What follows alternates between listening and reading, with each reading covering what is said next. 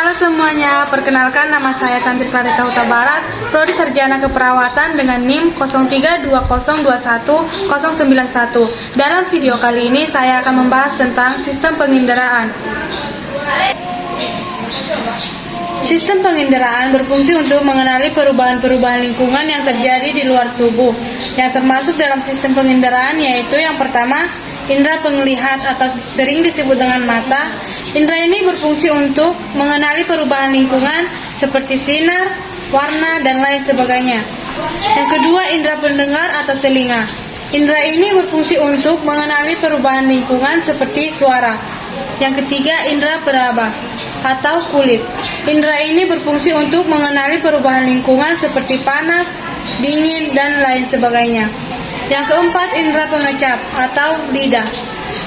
Lidah atau indera pengecap ini berfungsi untuk mengenal perubahan lingkungan seperti mengecap rasa manis, pahit, dan lain sebagainya. Yang kemudian, yang kelima, indera pembau atau hidung. Indera ini berfungsi untuk mengenali perubahan lingkungan seperti mengenali atau mencium bau. Yang pertama, telinga. Telinga adalah suatu organ kompleks dengan komponen-komponen fungsional penting. Aparatus pendengaran dan mekanisme keseimbangannya terletak di dalam tulang temporalis tengkorak. Telinga luar terdiri dari daun telinga atau disebut dengan pinna atau auricula, yakni daun kartilago yang menangkap gelombang bunyi dan menjalarkannya ke kanal auditori eksternal, atau sering disebut dengan meatur atau lubang telinga. Suatu lintasan sempit panjangnya 2,5 cm dan merentang dari auricula sampai membran timpani atau gendang telinga. Gendang telinga atau membran timpani adalah pembatasan telinga tengah.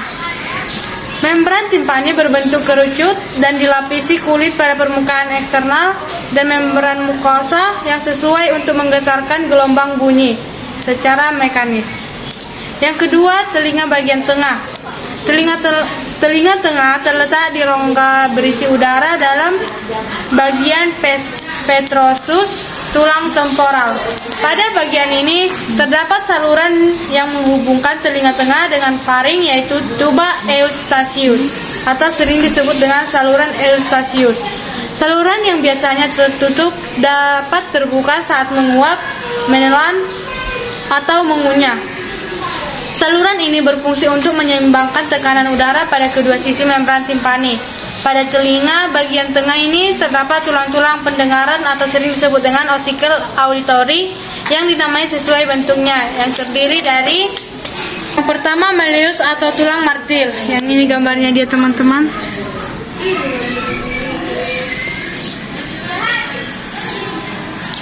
Yang kedua, incus atau tulang landasan atau anvil.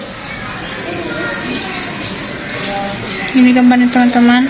Yang ketiga, stapes atau sering disebut dengan tulang sangurdi. Ini dia gambarnya, teman-teman. Kemudian yang ketiga, telinga dalam. Telinga dalam atau internal berisi cairan dan terletak dalam tulang temporal di sisi medial telinga tengah. Telinga dalam terdiri dari dua bagian, yakni labirin tulang dan labirin mukosa yang terletak di dalam labirin tulang. Yang pertama, vestibula.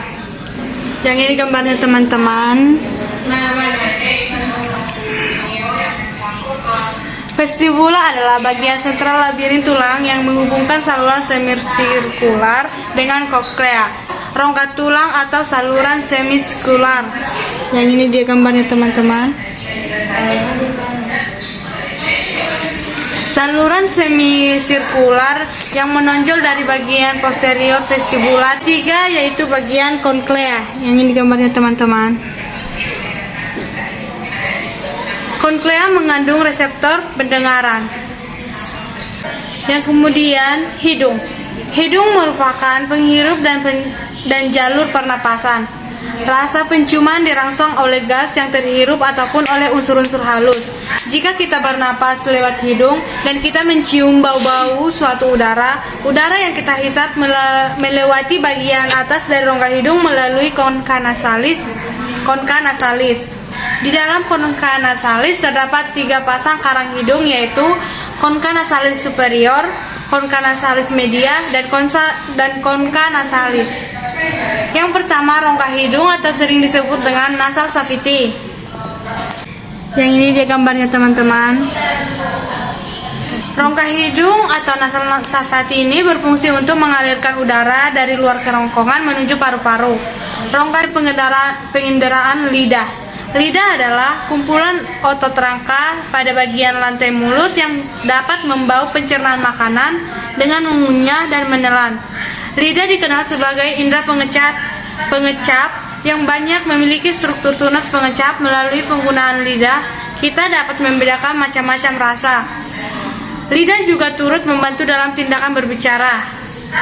Yang pertama, papilla filiformis berbentuk benang halus. Yang ini gambarnya teman-teman. Kedua, papilla circumflata berbentuk bulat tersusun seperti huruf V di belakang lidah. Yang ini dia gambarnya teman-teman. Pada bagian ini. Kemudian papilla fungiformis berbentuk seperti jamur, letaknya ada di bagian sini teman-teman.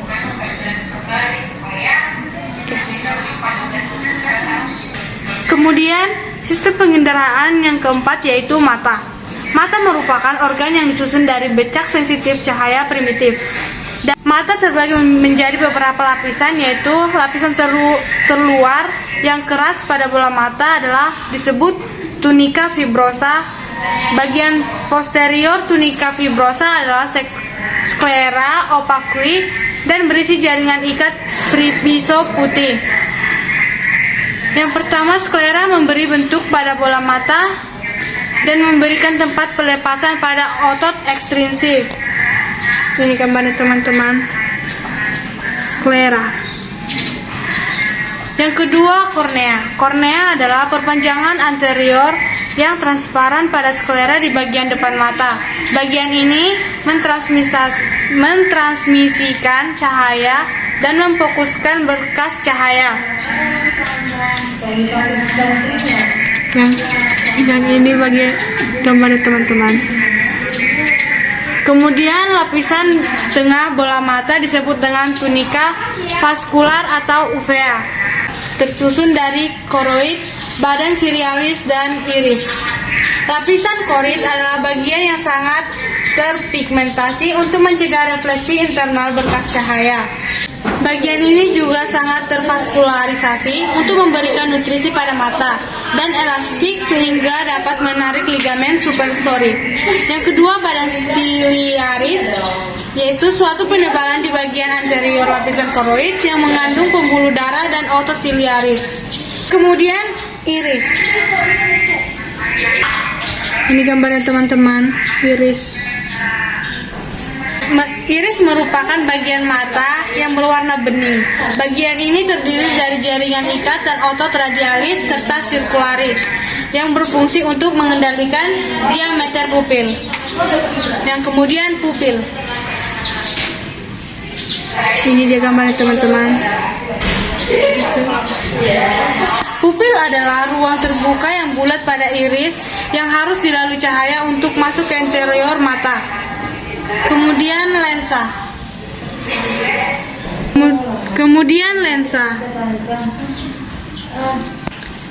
Lensa adalah struktur biconvex yang bening tepat di belakang pupil. Kemudian rongga mata terbagi menjadi rongga anterior yang terbagi menjadi dua, yaitu ruang anterior terletak di belakang kornea dan di depan iris. Ruang posterior terletak di depan lensa dan dibedakan iris. Yang kedua, ruang tersebut berisi aqueous humor, suatu hormon yang diproduksi proses siliaris untuk mencukupi kebutuhan nutrisi lensa dan kornea. Yang ketiga, lensa intraokular pada aqueosus. Humor penting untuk mempertahankan bentuk bola mata kita. Kemudian rongga posterior. Rongga posterior terletak di antara lensa dan retina dan berisi vitreous humor, seperti gel transparan yang juga berperan untuk mempertahankan bentuk bola mata dan mempertahankan posisi retina terhadap kornea. Yang kelima, retina.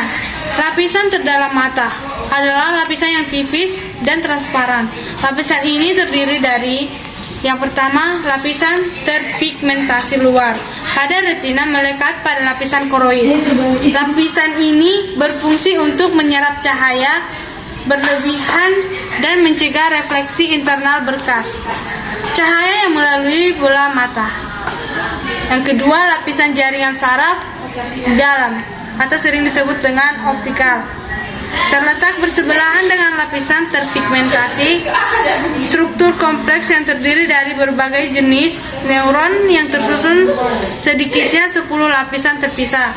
Yang ketiga, bintik buta atau sering disebut dengan diskus optik, merupakan titik keluar saraf optik karena tidak ada fotoreseptor pada area ini.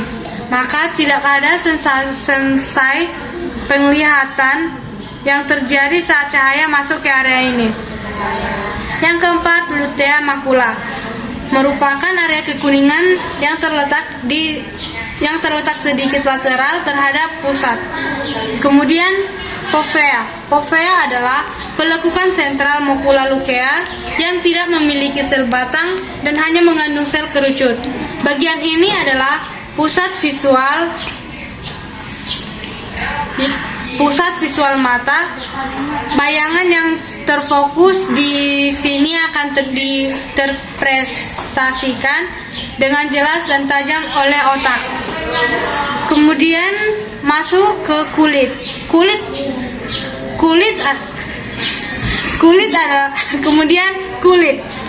adalah suatu pembungkus yang elastis dan melindungi tubuh dari pengaruh lingkungan. Kulit juga merupakan alat tubuh terberat dan terluas, ukurannya yaitu 15% dari berat tubuh manusia. Rata-rata tebal kulit 1-2 mm. Kulit merupakan sistem organ yang paling luas dan membungkus seluruh permukaan tubuh. Kulit memiliki beberapa fungsi, yaitu yang pertama,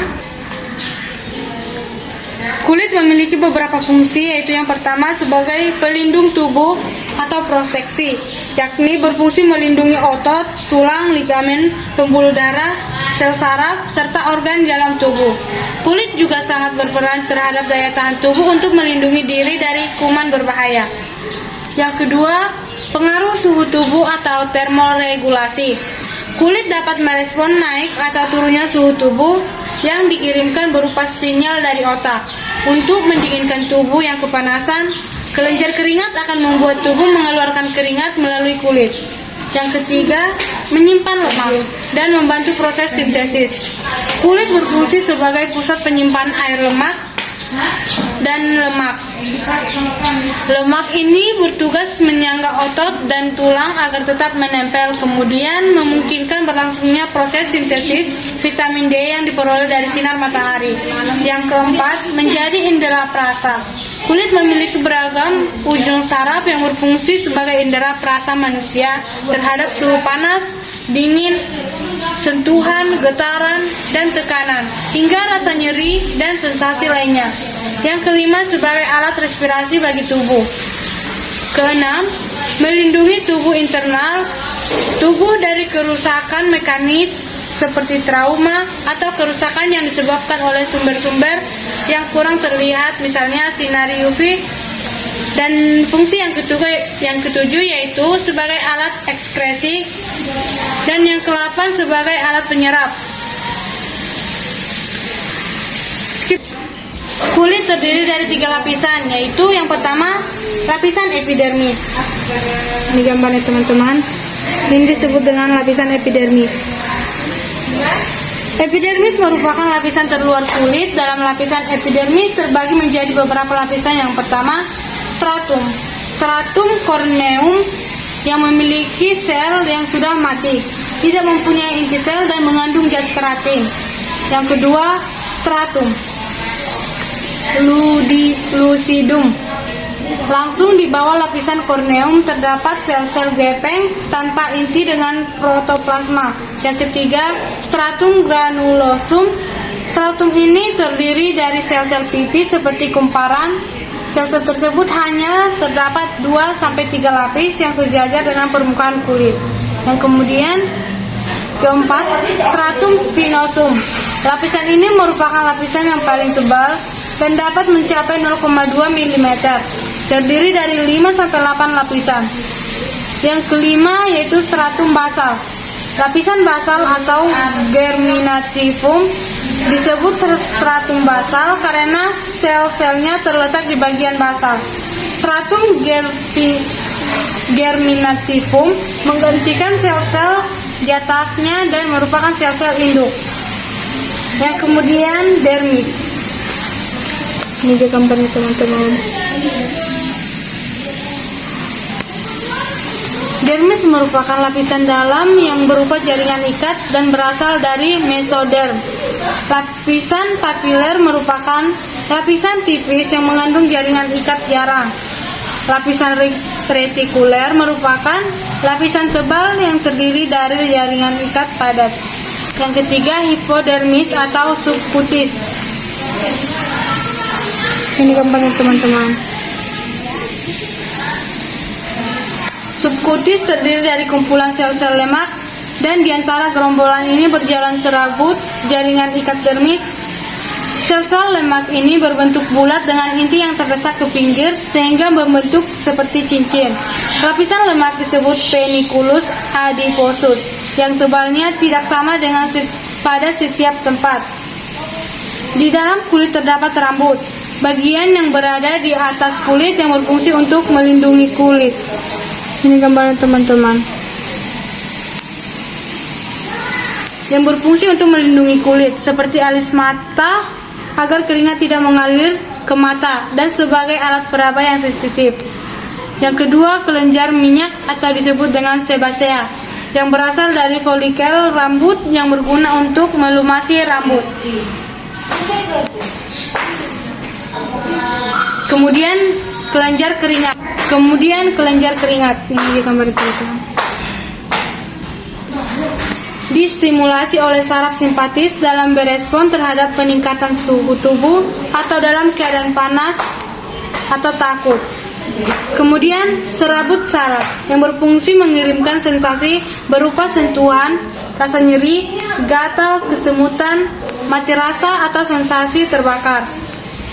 Kemudian kapiler berfungsi untuk memfasilitasi pertukaran oksigen dan karbon dioksida antara sel-sel darah merah dan jaringan tubuh. Kemudian folikel rambut. Folikel rambut adalah kantong kecil pada kulit sebagai tempat rambut tumbuh. Folikel rambut biasanya terletak di lapisan kulit epidermis dan dermis. Fungsi folikel rambut adalah untuk memproduksi sel-sel rambut yang akan tumbuh di kulit kepala, wajah, dan seluruh tubuh manusia. Demikian penjelasan anatomi fisiologi sistem pengendaraan dari saya. Sekian dan terima kasih.